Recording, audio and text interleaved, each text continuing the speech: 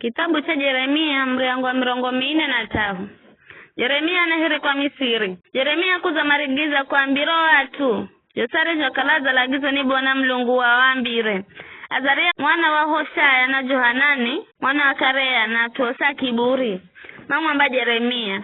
Uona fikenga. Bwana Mlungu wa kuhumiro wambe. Msende Misiri mkenda kala kuko. Ela uza tosero wa zuluze huni Baruku mwana wa Neria. Yeza kutosera ufongizi mikononi mwa Kalidayo. Ili mafalage. Edu mafuale mateka mende na Sibabeli.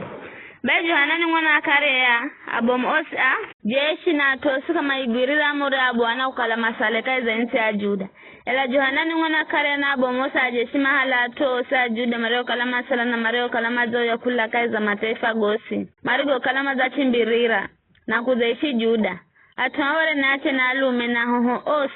Na kicha mtawali na kila mtare kala Zaretani Nebu Zaradani komanda warinzi amtawali. Nebuzaradani wakala Zarichi alatua kwa Gedalia mwana wa Hikamu mwana wa Shafani. Kiza mamuhala nabii Yeremia na Baruku mwana wa Neria matinda nao Tapanesi insi ya Misiri kinyume na sio Bwana shakala za giza. Nara Bwana kimzira Yeremia kuko Tapanesi kwamba halamawe mabo muga zikekeza ulongo wa baraza la matofali keza mvira wa nyumba ya Farao kwa Tapanesi. Kuna watu wa Juda manalola wenye mbire Bwana majeshi mlongo wa Israeli anamba vivi.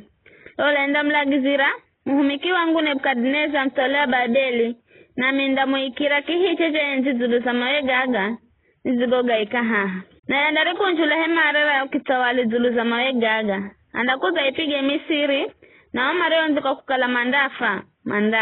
Omareo nziko kukala mandahalo mateka. Na omareo nziko kukala mandalago na mushu. Andagaocha mahekaluga milungu ya Misiri na ihale mateka milungu yao. Andaisa kisha Misiri eremrisa adondolaju taha nguoni mwakwe. Na andambola kuko na reri. Nebukadneza anda vibanda banda viguzo ja mulungu wa jua. Kaza hekalura mulungu wa jua. Na oche mahekaluga milungu ya Misiri.